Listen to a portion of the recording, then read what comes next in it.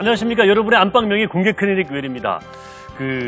특히 금요일, 토요일 되면 술 많이 드시잖아요. 네. 술 많이 드시다 보면 아침에 너무 힘들어가지고 내가 술을 왜 먹었을까 후회하다가도 나 때문에 슬슬 깹니다. 그리고 내가 이제 술시, 그러니까 저녁 퇴근 시간 되면 또 말짱해져요. 네. 눈이 똘망똘망해져요. 네. 조은아 씨. 저를 똘망똘망한 똘망똘망해져요. 눈빛으로 쳐다보는데 아시나 봐요. 요즘 제가 이 술 맛이 뭔지 알겠더라고요. 그래서 네, 박사님 오늘 문제가 있다. 그럼 1박 2일로 한번 달려볼까요? 좋죠. 네. 그건 농담이고요. 네. 이렇게 술을 좋아하는 사람에게는 이 특이한 DNA가 있다고 합니다. 특이한 왜 DNA가 술꾼들이 술을 좋아할까? 네. 연구를 해봤는데 네네. 특이한 DNA가 있다고 합니다. 어떤 특이한 DNA? 영국의 한 대학에서 네. 연구팀이 조사한 결과 음흠. 술꾼들의 두뇌에는 네. 이 알코올을 찾게 하는 DNA가 있다고 합니다. 그래서 보통 사람들은 네.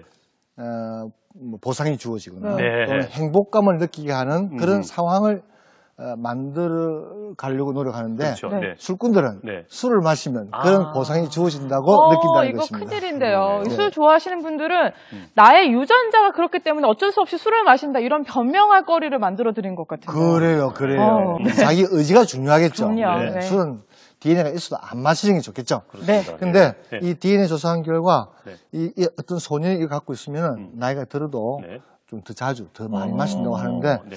이 DNA를 이길 수 있는 의지가 필요한 것 그럼요. 같습니다. 네.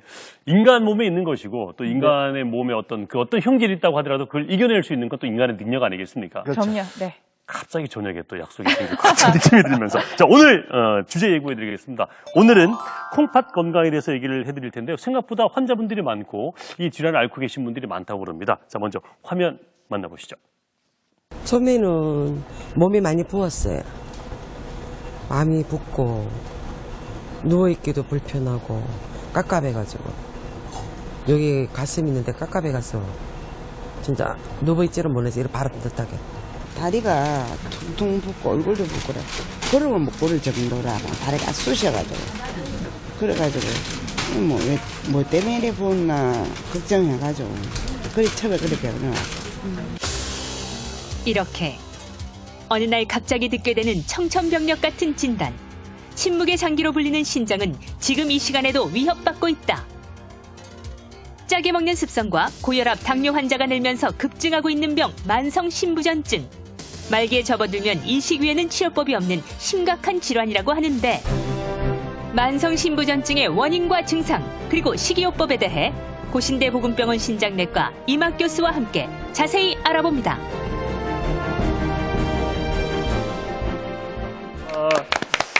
자 교수님 오늘 주제가 만성 신부전입니다. 콩팥에 문제가 생기는 병에 관한 것인데 이게 만성 신부전 그리고 뭐 만성 콩팥병 뭐 이렇게 이 병명이 또 다르기도 하던데 요거부터 먼저 정리 좀 해볼까요?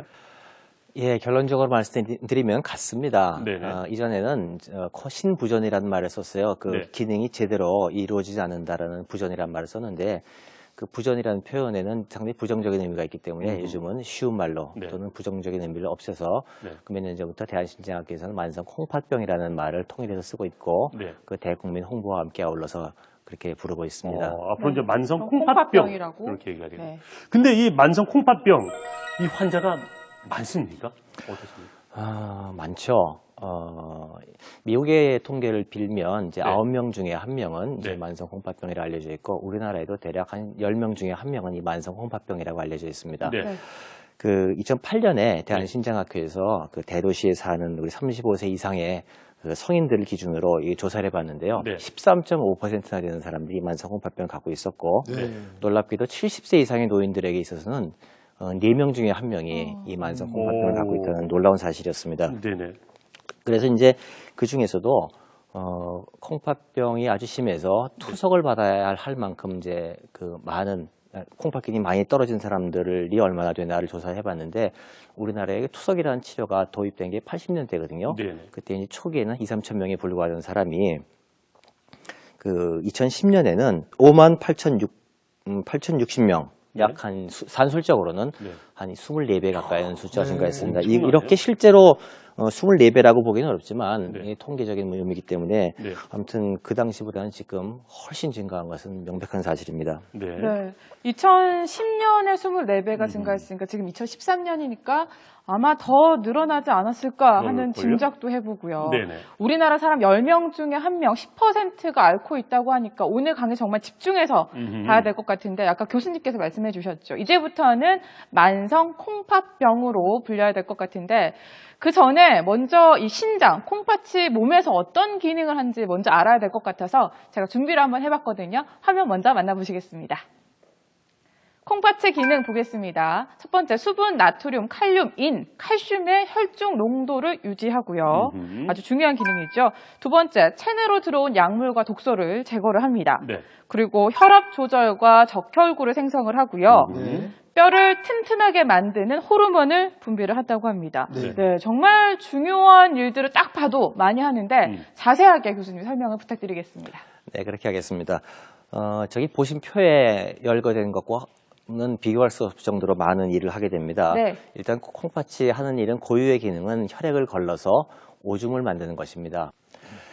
예, 콩팥의 모양을 먼저 보시면 콩팥은 그 콩이나 팥처럼 생겼다 해서 콩팥입니다. 네. 네. 그 콩처럼 생기지 않았습니까? 네, 그렇네요. 그 색깔은 마치 더 팥처럼 생겼다 해서 붉은죽한 색깔에서 네. 그래서 콩팥이라는 이야기가 있고요. 네. 동맥에서 피가 들어가서 그 콩팥으로 들어가서 피가 그 작은 필터를 통해서 걸러지게 됩니다. 네. 그 몸에 아주 작은 필터, 우리 몸에 그 콩팥에 있는 그 아주 미세한 필터가 한쪽 콩팥에 100만 개씩 있어요. 굉장히 많죠. 네. 그래서 필터를 걸러지게 되는 것이고, 예, 오른편 그림을 보시면 어떤 채로 밀가루를 거르는 것이 보이시죠? 네. 그것이 그 혈액을 걸러서 오줌을 만들어내는 과정을 표현하는 것인데, 그 네. 밑에 작은 그림을 보시면 저기 실제로 혈관이 뭉쳐져서 거름망을 하는 것입니다. 그 저것을 사구체라 부르고 아까 네. 말씀드린 대로 한 200만 개를 갖고 있게 되겠습니다. 예. 자, 그렇다면 만성 신부전이라고 알려지는 만성 콩팥병 이게 어떤 병인지부터 저희가 알아야 네. 그죠? 또 뭐 대처를 하지 않겠습니까? 어떤 병입니까, 교수님?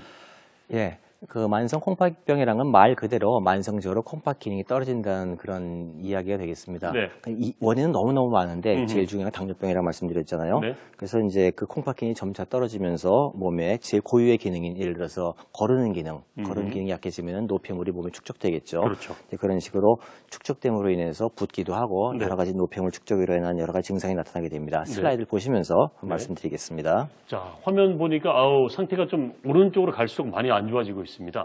예, 맞습니다. 이 정상, 제일 왼쪽의 정상 콩팥은 보면 아주 붉고, 탱탱하게 보이고 하는 네. 반면에 콩팥병이 이제 어느 정도 중기에 이르게 되면 그 혈액순환이 떨어지면서 약간 창백해 보이죠. 그러면서 콩팥이 약간 커지는 경우도 가끔 있고, 네. 이 상태로 진행하다 보면 결국 말기를 이루면 마치 도 자갈처럼 저렇게 울퉁불퉁하게 되고, 네. 오히려 크기가 작아지게 됩니다. 네. 네. 마치도 간 경화 때 그러네요. 예, 간이 작아지면서 울퉁불퉁하게 된다는 그런 네네네네. 말씀 많이 들어보셨죠? 네. 저런 모습으로 보이게 됩니다.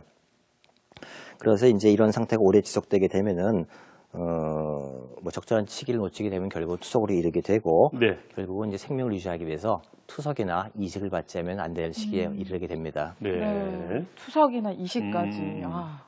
이렇게 콩팥을 병들게 하는 원인 질환이 따로 있다고 들었습니다. 그래서 제가 오늘 네. 그 원인 질환들이 뭔지 정리를 해봤거든요. 누가 은하 씨가 제가 정리를 했습니다. 네. 대단하네. 먼저 화면으로 만나보시겠습니다. 콩팥을 병들게 하는 질환인데 어떤 게 있을까요? 보시겠습니다. 첫 번째 당뇨고요. 당뇨 말씀하셨고. 네, 당뇨 네. 말씀하셨죠.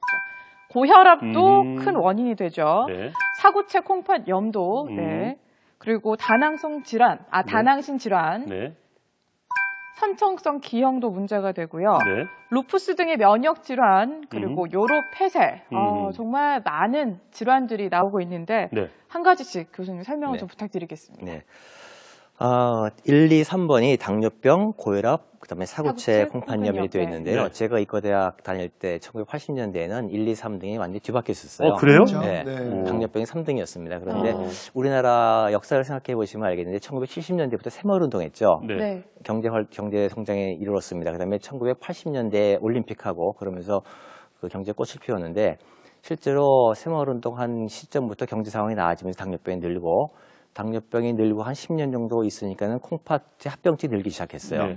이르러서 그 이후로서 90년대에 이르러서는 우리나라도 선진국과 비슷하게 당뇨병이 1등으로 이제 자리를 하게 됐습니다. 그래서 당뇨병이 가장 중요한 원인인데 당뇨병은 그 혈당이 높은 것을 당뇨병이라 하는데요. 그 당지의 혈당이 높은 것뿐 아니고 그것이 결국은 미세한 혈관에 손상을 주게 됩니다. 그래서 콩팥, 눈, 그리고 신경 이런 여러 가지 장기 합병증을 만들게 되죠. 그래서 당뇨로 인해서 콩팥이 나빠지는 것이 가장 압도적으로 많은 원인이고요. 그다음에 역시 선진국과 비슷하게 되면서 혈압 높은 것이 또 원인인데 그 혈압이 역시 높은 혈압이 그 혈관 자체를 상하게 하기 때문에 콩팥은 혈관의 덩어리라 해도 과언이 아니죠. 그래서 두 번째로 다 고혈압이 많은 원인이 되겠고 그다음에 사구체 콩팥염이라 하는 것은 그 콩팥의 그 자체에 염증이 오는 것입니다. 지금 3등으로 밀려났고 그다음에 이제 많은 것은 이제 콩팥에 여러 가지 물혹이 생겨가지고 크기가 크고 작고 하는 물혹이 생겨서 오는 다낭종신이라고 부르는 그 콩팥 질환이 있겠고 그다음에 여러 가지 선천성 기형이 있습니다.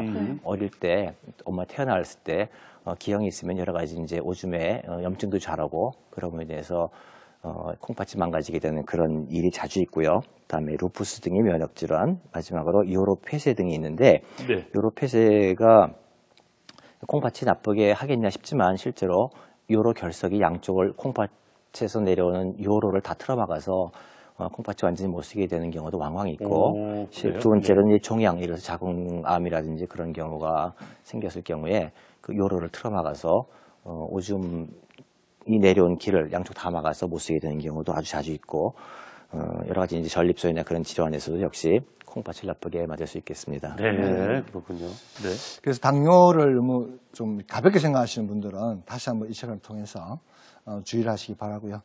먼저 교수님 증상을 좀 알았으면 우리가 미리 좀 조심도 하고 주의를 하겠습니다만 좀 증상에 대해서 말씀해 주시죠. 예, 안타깝게도 이 만성 콩팥병은 특이한 증상이 없습니다. 네. 그것이 가장 이제 중요한 문제인데요.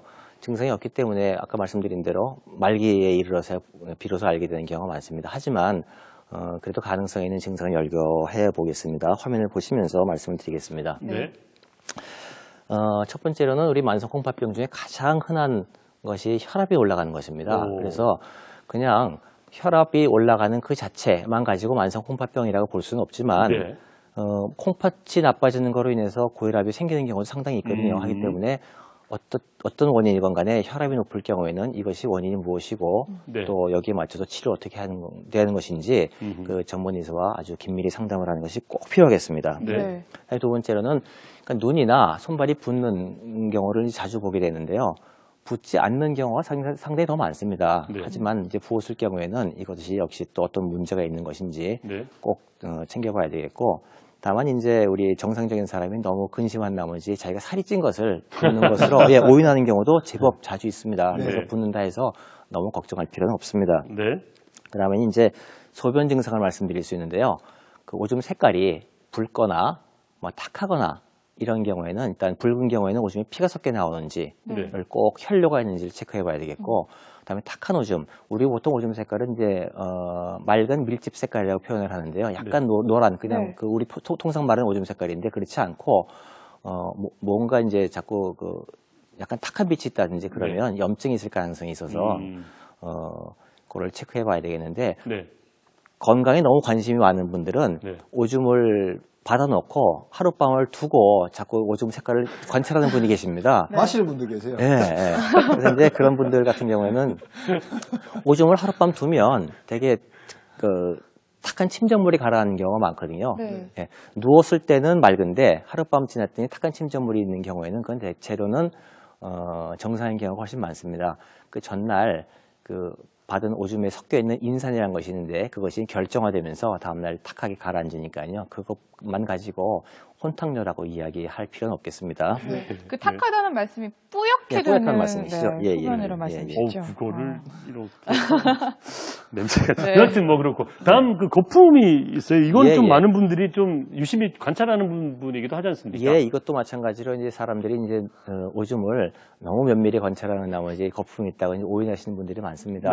통상 오줌은 거품이 있습니다. 하지만 그 거품이 있다 하더라도 수초 내지 수분 내에 이제 거품이 다 사그러지는 것이 보통인데 만약에 오줌에 단백질이 많이 섞여 있을 경우에는 그것이 거품이 생겨서 상당 시간 동안 꺼지지 않고 오랫동안 지속하는 경우가 많습니다. 마치 음식할 때 계란을 그릇에 이렇게 풀어서 음식을 하고 나서 그거를 설거지한다고 물을 받으면 그걸 거품이지 않습니까? 그거 제가 잘 알죠. 네, 제가 그 설거지 거품이 한다 이거든요. 그 거품이 오랫동안 꺼지지 않고 지속되는 거예요. 그 힘듭니다. 이유가 그거는. 바로 그 설거지물에 단백질이 계란 흰자 단백질이 섞여 있기 때문에 그렇거든요. 마치도 오줌에도 단백질이 섞이면 거품이 생겼다가 오랫동안 꺼지지 않는 그런 현상을 보이게 됩니다. 네. 기타로 이제 오줌 양이 줄거나 소변 보기가 힘들다 하는 경우가 있는데 콩팥이 고장이 나서 오줌 양이 준다면 여기에 아울러서 항상 몸무게가 증가하거나 부종이 생기게 될 가능성이 많습니다. 네. 다만 오줌량이 준다는 그 자체만으로 내가 만성 콩팥병이다라고 예단해서는 안 되겠습니다.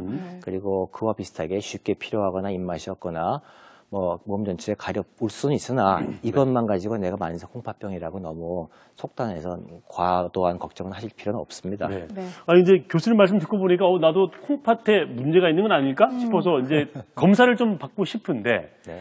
보통 우리가 그냥 검사 그러면은 뭐 엑스레이 사진 찍는다거나 피 검사 이 정도는 알지 콩팥 검사를 어떻게 하지? 네. 이런 생각이 궁금해요. 들고 또 비용도 또 비쌀 것 같은 느낌. 네. 왜냐하면 이 콩팥을 봐야 되니까. 2개나 있고. 어떻습니까? 네. 예, 아주 좋은 질문입니다.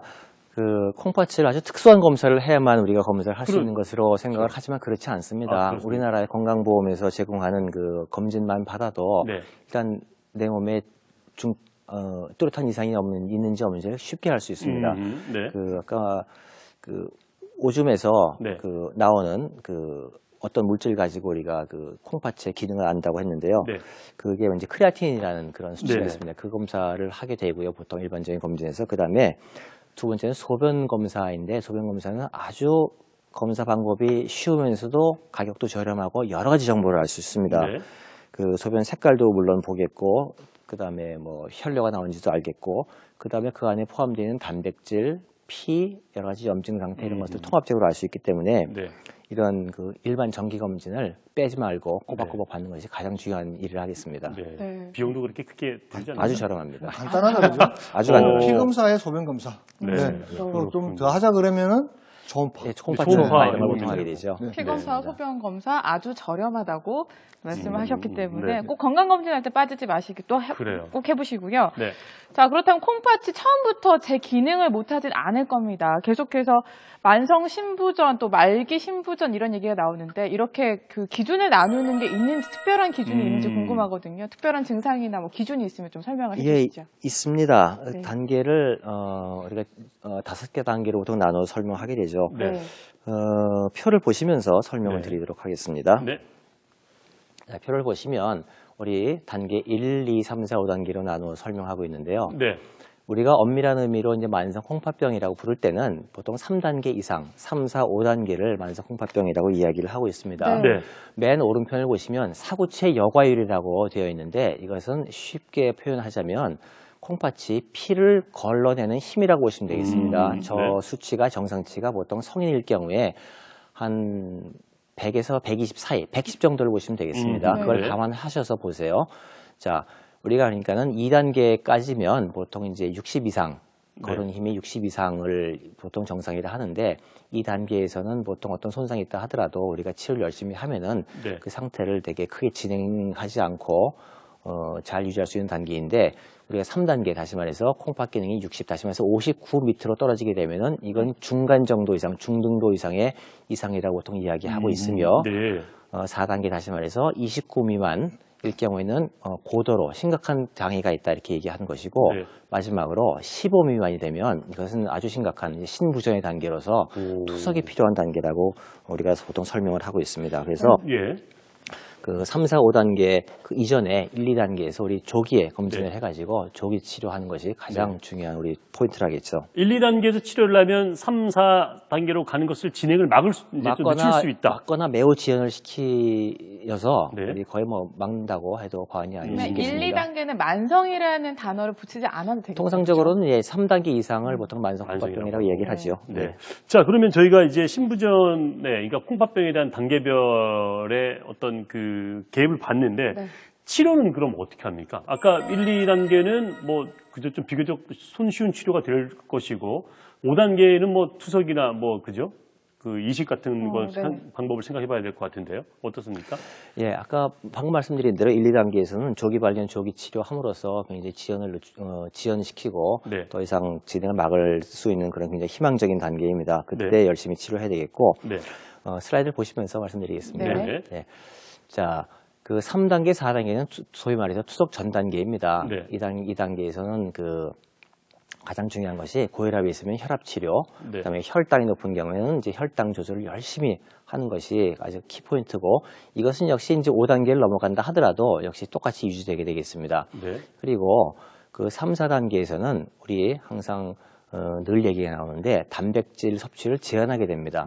어떤 환자분들은 나는 콩팥에서 단백질이 빠진다고 들었는데 단백질을 더 먹어야 되는 거 아니냐 이런 말씀을 하시는데 실제로는 그렇지 않습니다. 단백질을 오히려 제한하게 됩니다. 그 이유는 단백질은 우리 몸에서 콩팥을 통해서만 배설되기 때문입니다. 아하. 네, 그래서 단백질을 과량 섭취하게 되면 네. 그 콩팥이 나빠지는 속도가 빨라지게 되죠. 예. 그 이외에 저염식, 그다음에 저인식, 저칼륨식 이런 것을 하게 되고, 이것은 역시 5단계까지 마찬가지고요. 다만 투석을 하게 되거나 이식을 하면은 그 3, 4단계에서 제한하던 단백질을 어느 정도 회복하게 됩니다. 이제는 배설을 이제 기계로 또는 이제 심어놓은 콩팥으로 배설을 할 수 있으니까는 네.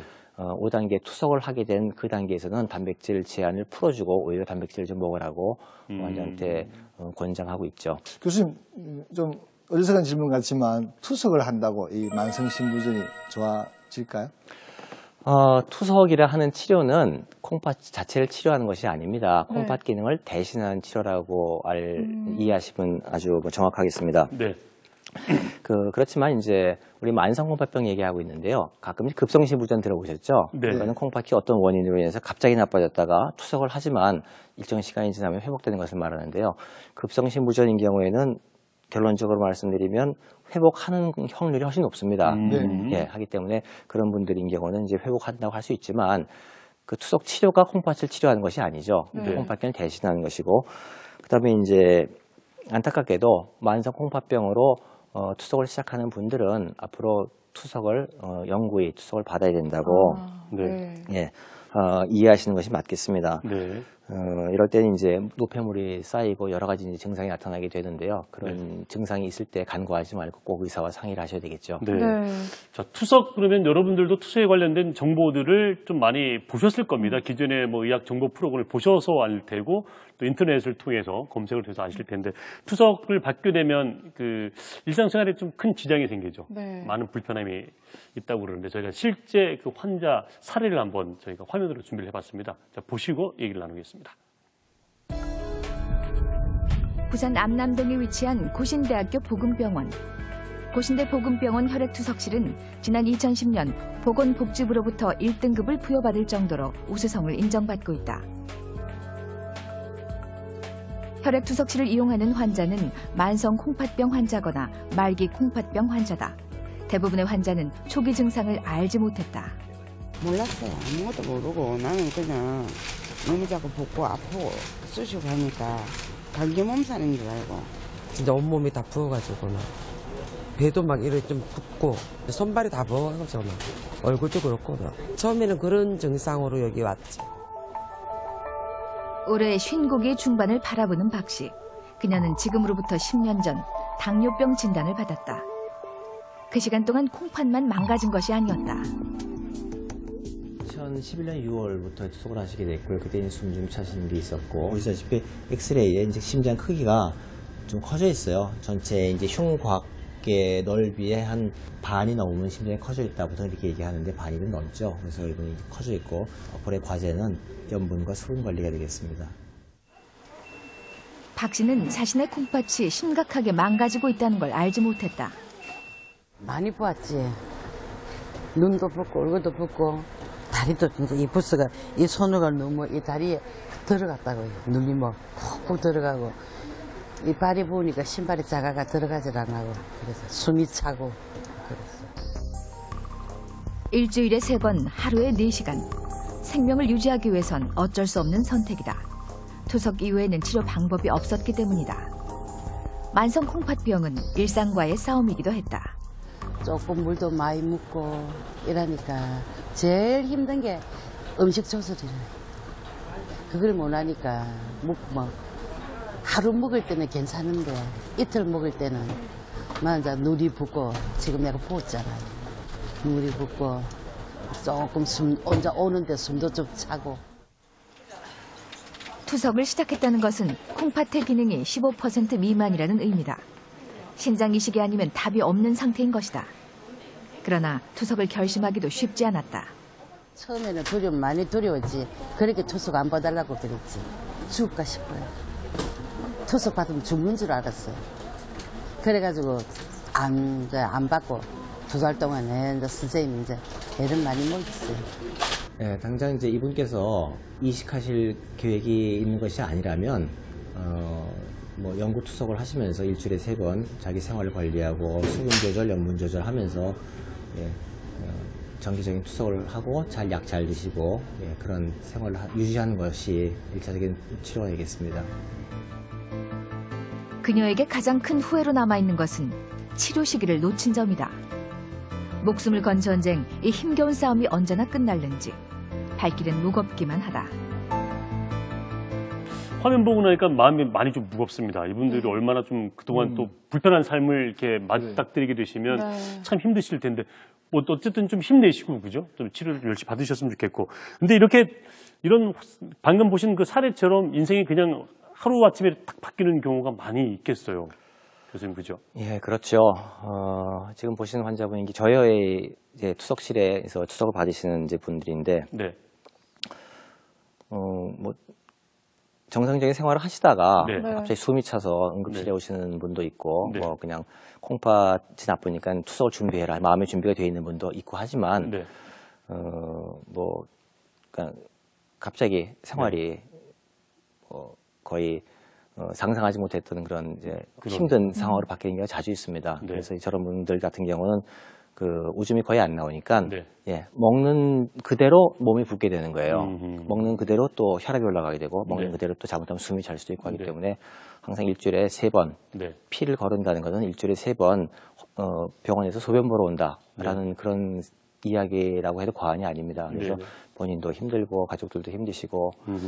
여러 가지로 직업이 있는 분들은 또 직업을 잃는 수도 있고 불편한 것들이 한두 가지가 아닙니다. 화면 보고 나니까 이런 생각이 듭니다. 교수님 입장 같은 경우는 환자를 의학적인 어떤 기술적인 방법으로 치료를 해야 하기도 하겠습니다만 그들이 받는 가슴의, 그러니까 마음의 병 같은 것들도 네. 좀 마음이 보듬으셔야 될 것 같아요. 그죠? 중요하죠. 네, 맞습니다. 항상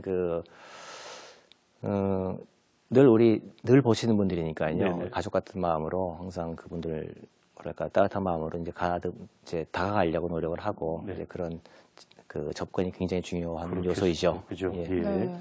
이 투석이 진행이 되면 이식할 때까지는 네. 또 평생 이렇게 투석을 진행해야 된다고 말씀을 하셨는데 이 음. 투석 치료가 쉬운 치료가 아니라고 들었습니다. 하루에 뭐 한 4시간 정도 이렇게 투석을 한다고 들었는데 이 치료 어떻게 진행이 되는지 설명을 좀 부탁드리겠습니다. 네, 투석이 쉽다, 어렵다, 힘들다, 안 힘들다 하는 것은 개인차가 크기 때문에요. 네. 네. 뭐 일률적으로 말씀드릴 수는 없습니다만 되게 힘들다 하시는 분들 이야기가 좀 더 많이 들리겠죠. 네. 예, 그렇게 힘들지 않은 분들은 뭐 할 말이 별로 없으니까요. 그렇죠. 그렇지만 네. 그렇지만 상당 부분 환자분들이 좀 힘들어 하시죠.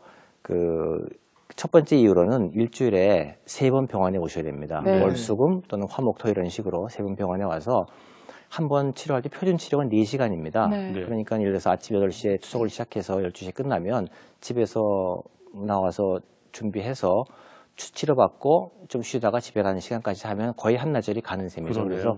그래서 직장을 포기해야 되는 분들도 상당히 있고 그래서 이제 이런 면이 굉장히 힘이 들겠고요. 그 다음에는 환자분들이 투석 받다가 그래서 혈압이 떨어지거나 다리 쥐가 나거나 또는 뭐 여러 가지 또 머리가 아프거나 메스껍거나 그런 일들이 이제 간혹 겪게 됩니다. 네. 그런 치료는 이제 대체로 급한 경우에는 목에다가 관을 심어가지고 이 관을 통해서 혈액 투석을 하게 되는데요. 보통 분들은 이제 그 시기가 지나가게 되면 팔에 혈관을 확장시키는 혈관 확장 수술해서 거기에 바늘을 꽂아서 투석을 하고 다시 몸으로 넣어주게 됩니다. 그러니까는 혈액투석하는 분들은 대체로 팔에 보면 굵은 혈관이 항상 자라 있어요. 네. 그게 마치 생명선이라고 해도 과언이 아니죠. 이제 그런 약간 미용적인 문제도 약간 있고 이제 네. 그런 어려움을 받는 경우도 상당히 있습니다. 그렇군요. 네. 거기에 따르는 투석에 따르는 여러 가지 준비를 위해서 네.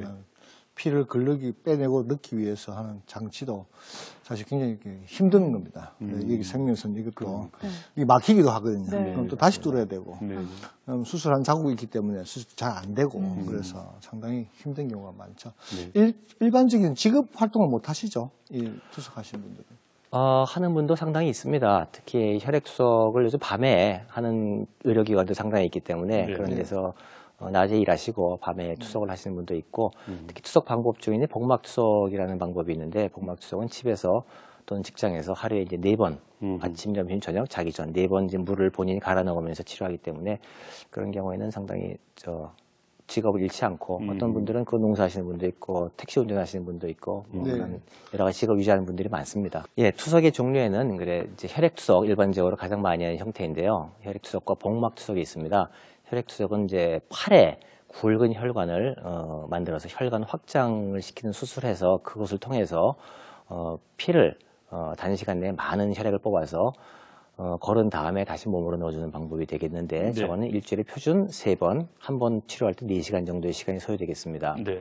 그래서 혈액투석의 장점은 몸에 무슨 거추장스러운 걸 달고 있는 게 없어요. 그래서 뭐 미용적으로 별 특별한 문제, 팔에 혈관이 좀 부풀어 있는 것 이외에는 크게 미용적으로 문제가 없어서 대체로 선호하시는 방법이고 네.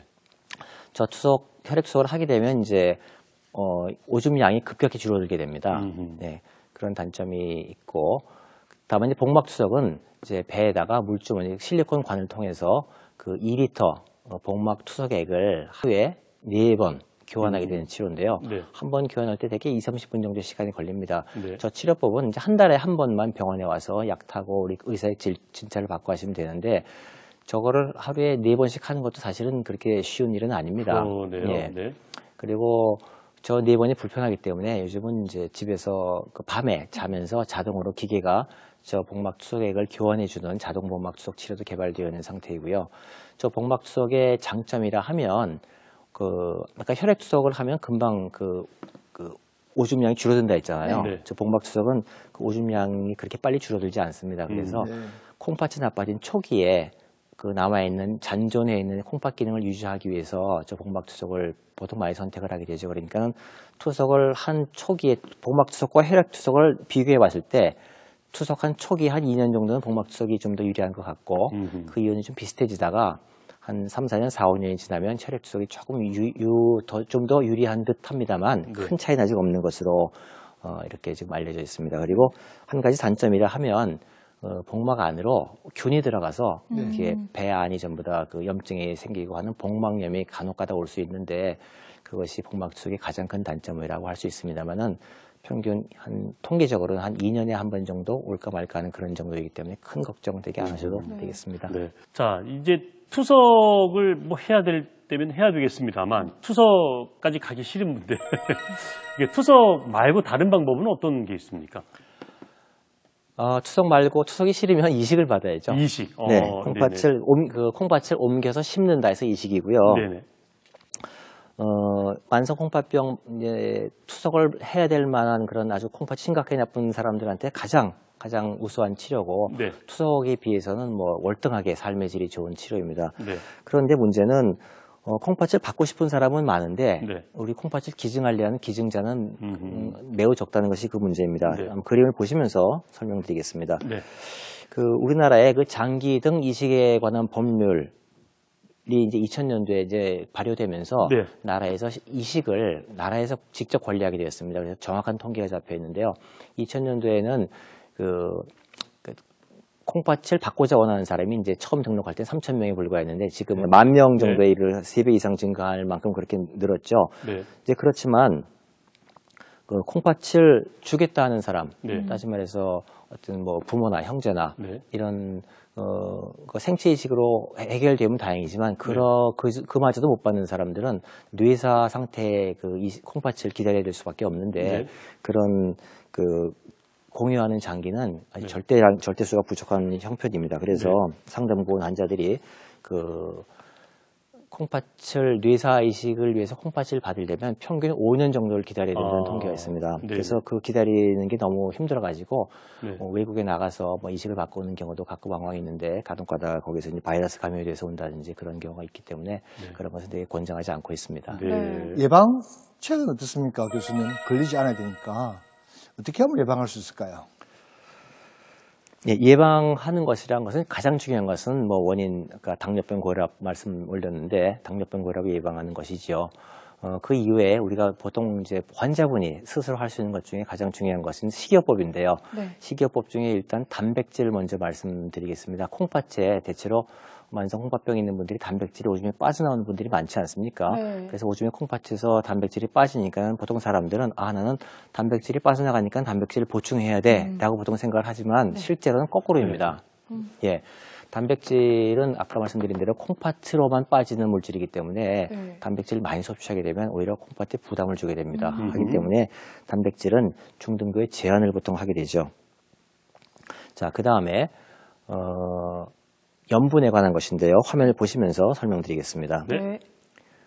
우리 염분은 항상 몸에 축적되면서 수분과 함께 있기 때문에 항상 부종과 고혈압을 잘 유발하게 됩니다. 그래서 우리가 염분 섭취하는 것이 만성 콩팥병 치료에 상당히 중요한 부분인데요.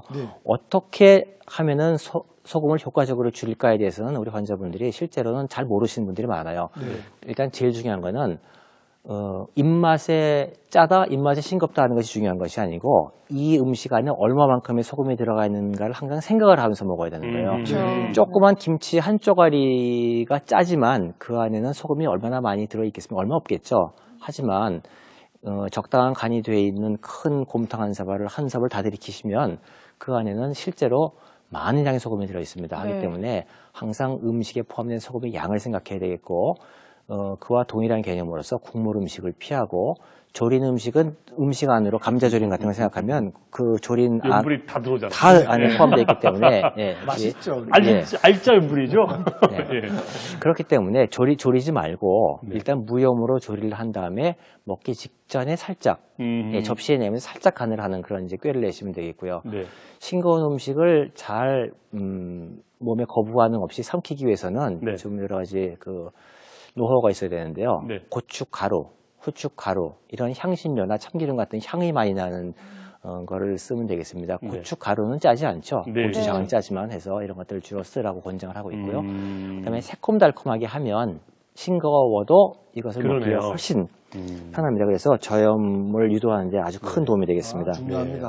이게 우리의 혀를 좀 속일 수 있는 방법을 생각해내라는 말씀이시잖아요. 그죠? 똑똑해져야 됩니다. 건강을 지키려면 조금 부지런해져야 되고 똑똑해져야 됩니다. 자, 그래서 만선 신부전, 그러니까 만선 콩팥병의 환자들에게 좋은 식단을 저희가 전문 영양사가 3가지 요리를 추천했는데요. 이 요리는 여러분 지금 냉장고를 바로 여셔서 만들 수 있는 요리라고 그러니까 한번 참고해 보시길 바랍니다. 자, 화면 보시죠.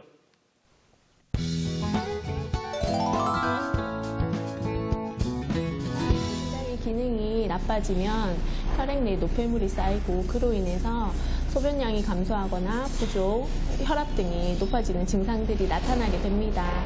이러한 것들을 예방하기 위해서 적절한 영양 상태를 유지해야 되고 그로 인해서 식사요법이 필요합니다.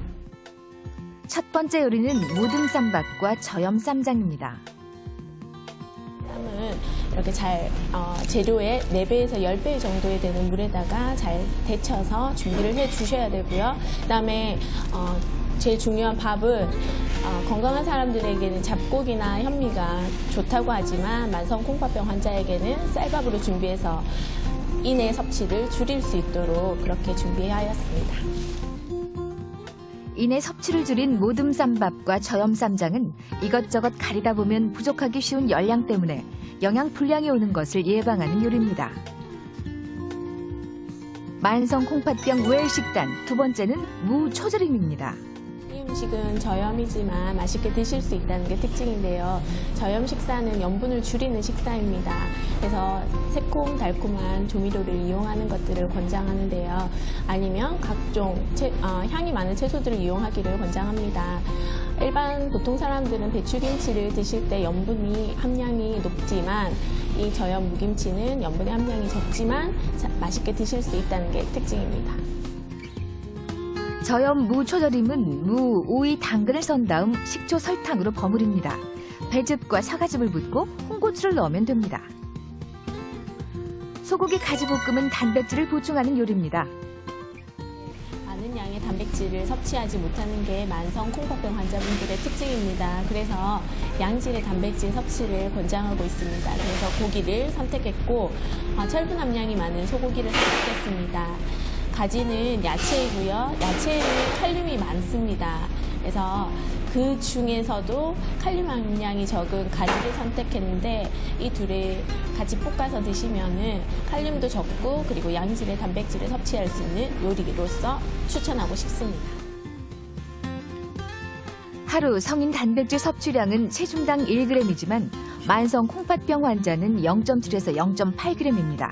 소고기 가지볶음은 칼륨은 줄이고 단백질은 보충할 수 있습니다. 자, 그러니까 이제 만성 신부전, 그러니까 콩팥병에 계신 분들은 프로틴, 그러니까 단백질 좀 줄이셔야 되고, 나트륨 조심하셔야 되고, 그죠? 그러니까 그 염분 하셔야 되고, 아까 또 칼륨하고 또 인 얘기를 하셨지 않습니까? 네. 요걸 또 한번 정리를 해봐야 될 것 같습니다. 예, 인 먼저 말씀드릴게요. 네. 인은 우리 칼슘과 더불어서 뼈를 구성하는 제일 중요한 성분이고 한데 네. 문제는 콩팥경이 나빠진 분들은 인이 콩팥을 통해서 잘 빠지지 않는다는 데 문제가 있습니다. 그래서 인이 올라가면 네. 우리 몸의 뼈에서 그 칼슘이 자꾸 빠져나가면서 뼈가 약해지는 문제가 있고 그로 인해서 그 뼈에서 빠져나온 칼슘이 그 뼈가 아닌 다른 조직에 예를 들어서 혈관에 침착을 하게 됩니다. 그러면 혈관이 그 말랑말랑 나긋나긋해야 되는데 네. 그 혈관이 뻣뻣해지게 그렇겠네요. 되겠고 그러면서 혈압도 올라가고 중풍이 자르고 그런 일이 벌어지게 되죠. 그래서 인은 항상 우리가 콩팥기능이 떨어진 사람들한테 제한을 하게 되겠습니다. 네. 그 인이 어디 많느냐? 우리 보통 흔히 먹는 우리 곡류 중에 껍데기에 많이 있어요. 그래서 껍데기에 인이 많다. 그렇죠. 그래서 현미보다는 백미가 훨씬 유리합니다. 그렇습니까? 예. 견과류, 예를 들어서 호두, 뭐 땅콩, 또 아몬드 그런 식의 그런 유의 이제 그 아주 풍부하게 들어있기 때문에 이런 견과류 섭취를 좀 줄이라고 말씀을 항상 드리고 있고요. 네. 그다음에 유제품, 뭐 치즈나 뭐 우유, 요거트 이런 섭취 아주 소량은 괜찮습니다만 이걸 많이 드시게 되면 칼슘과 인 섭취가 너무 과도하게 되기 때문에 줄이라 하고요. 그다음에 육류 그 자체도 인이 상당히 많기 때문에 그 우리가 항상 영양사를 통해서 어느 정도를 드시라고 항상 그 제한을 또 교육을 하고 있습니다. 네. 그다음에 마지막으로 굉장히 중요한 것 중에 하나인데요. 인스턴트 음식을 저희가 줄이라 합니다. 인스턴트 음식은 여러 가지 그 첨가물이 들어 있습니다. 그 방부제라고 알려져 있는 보존제, 그다음에 발색제, 그다음에 어떤 빵 같은 것을 그 부드럽게 오래 지속시키게 하는 그런 여러 가지 첨가물들이 들어 있는데 그 첨가물에는 다량의 인이 들어 있어요. 근데 그 인은 그 음식물에 들어있는 인과는 좀 다릅니다. 음식물에는 들어있는 인은 유기인 상태이고 그 첨가물에 들어있는 그것은 무기인 상태인데 그 무기인은 우리 몸의 그 소화관으로 들어가서 거의 90% 이상 100% 가까이 흡수가 됩니다. 사실 최근은 요즘 세대는 흰밥과의 전쟁이라고 해도 과언이 아닐 텐데 흰밥을 먹으라고 하는 건 아마 이게 처음일 것 같습니다. 이거 그렇죠. 설명을 좀 해주셔야 될 것 같은데 이 부분은. 네, 뭐 보통 일반적으로 이제 뭐 현미를 드시면 이제 식이섬유도 많고 뭐 그렇지만 그 안에 들어있는 인이 문제니까요. 우리는 인 높으면은 항상 아까 말씀드린 대로 그 혈관이 빨리 상하고 뼈가 약해지고 하는 문제가 있어서 여기 이외적으로 우리 항상 그 저인식을 위해서 현미보다는 백미를 항상 권장하고 있죠. 근데 여기서 어떤 아이러니에 저희가 봉착하게 되냐면요. 당뇨는? 그러니까 그렇죠. 그러니까 이게 지금 우리 그 신부전 이 콩팥이 안 좋은 분들이 당뇨나 혈압 때문에 생기는 병인데 그분들은 식이요법을 왜 현미로 하잖아요. 근데 현미를 계속 먹다가 너 이제 저기 콩팥 쪄지고 또 백미 먹어라 이러니까 혼란스럽다는 거거든요. 예, 아주 날카로운 질문이십니다. 그러니까 실제로 당뇨 시기와 우리 신부전 콩팥 나쁜 사람들한테 먹는 식이요법과는 이게 조화하기가 굉장히 어렵습니다. 그래서 그 환자 상태를 봐서 우리가 그 중간 지점을 잡아가지고 영양사분께 이렇게 교육을 시켜달라고 항상 얘기하고 있는데 참 서로 좋아하기가 매우 어렵습니다. 아, 이렇게 설명하면 되겠네요. 그러니까 지금 그 콩팥이 더 걱정되면은 쌀밥을 드시라고 해야 되는 것이고 콩팥이 걱정되는데 약간 당뇨가 더 걱정된다면 자꾸 이렇게 설명하면 되냐? 7분도. 그래서 이번에는요, 칼륨 섭취도 제한을 해야 된다고 했는데, 이 칼륨 섭취를 줄이려면 어떤 음식들을 피해야 될까요? 예, 칼륨은 뭐 우리 일반 음식이 아주 많이 풍부하게 네. 들어가 있고요. 칼륨이 그 콩팥이 나빠짐으로 해서 뭐 축적되게 되면 가장 중요한 것이 심장 박동에 문제가 생길 수 있습니다. 갑자기 위험해질 수 있기 때문에 네. 칼륨을 우리가 가장 엄격하게 환자분한테 관리하도록 요구하는 것인데요. 네. 일단은 어떤 그 세포질 안에 많이 있기 때문에 즙이 많은 거를 생각하시면 되겠습니다. 야채, 네. 야채요? 예, 또 네. 과일 이런 걸 생각하시면 되는데 네.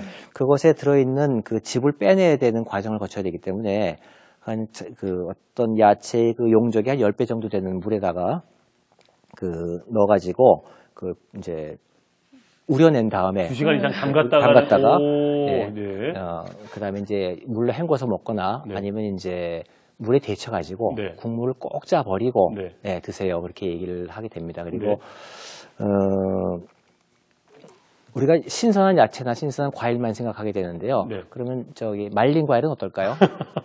어떻게 해야 됩니까? 말린 과일은. 그러니까 칼륨이라 하는 것이 네. 그 말려서 증발되는 것이 아니거든요. 그대로 남아 예, 그대로 네, 남아 네, 있기 네. 때문에 말린 과일은 어떻게 보면 그 생과일보다 더 위험할 수 있어요. 그렇겠네요. 작은 부피에 많은 농도가, 칼륨이 예. 있으니까. 네네. 그래서 뭐 건포도나 뭐 이런 것들은 굉장히 칼륨 많은 네. 음식에 속합니다. 그래서 네. 그걸 삼가하셔야 되겠고. 네. 우리 흔한 음식 중에 뭐 주로 뭐 그 바나나 네, 이런 바나나. 것들이 칼륨이 굉장히 많은 음식에 속한다고 알려져 있습니다. 네네. 예. 바나나 말린 것도 맥주 안주로 좋아하시는 분들 계시거든요. 네. 그럼요.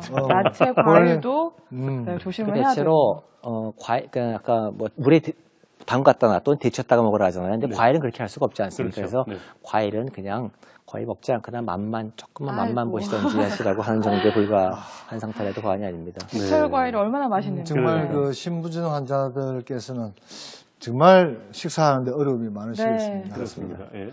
그런데 교수님, 술과 담배는 당연히 끊어야 되겠죠. 술, 담배 끊으십시오. 담배는 무조건 끊어야 합니다. 네. 그리고 술은 2잔 정도는 허용을 한다고 우리 학계에서는 알려져 있습니다만 우리나라 술 문화가 그 2잔만 허용하는 분위기가 아니지 않습니까? 그래서 대체로 네. 술도 같이 끊으라고 강력하게 권고하고 있습니다. 네. 담배를 끊으라는 이유는?